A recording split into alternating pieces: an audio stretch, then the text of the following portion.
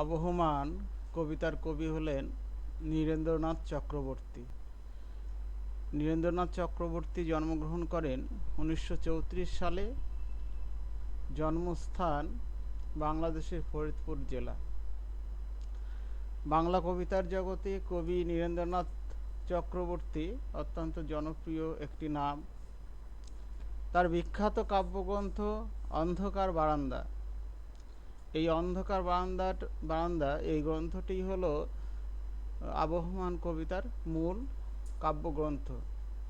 এছাড়াও তিনি আরও বেশ কয়েকটি কাব্যগ্রন্থ লিখেছিলেন, যেমন নীল নির্জন, কলকাতার যিশু। উলঙ্গ রাজা কাব্যগ্রন্থের জন্য তিনি সাহিত্য আকাদেমি পুরস্কার লাভ করেন এবং সেটা 1974 খ্রিস্টাব্দে। এরপরে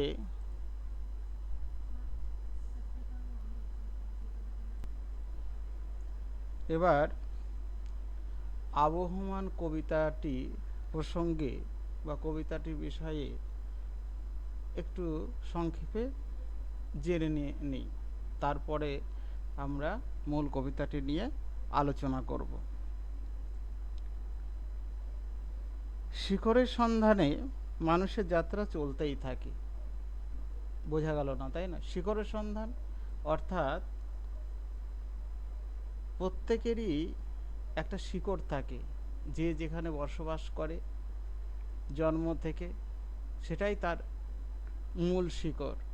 সেখান থেকে সে যদি অন্য জায়গায় গিয়ে বসতি গড়ে তোলে, তবুও পুরনো যে তার শৈশব যেখানে কেটেছে, যেখানে জন্মস্থান, সেই জায়গার কথা, সেই শিকড়ের সন্ধান মানুষ করতেই থাকে।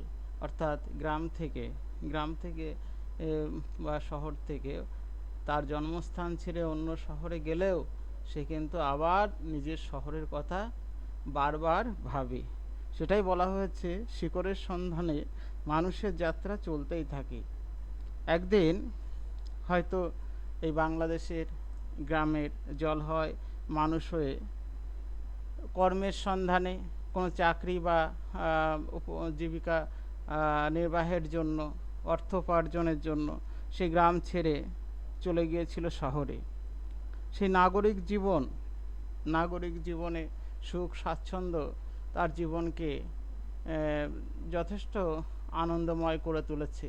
তা সত্ত্বেও সে একদিন দেখা যায় যে সে আবার ফিরে আসে। কোথায় ফিরে আসে?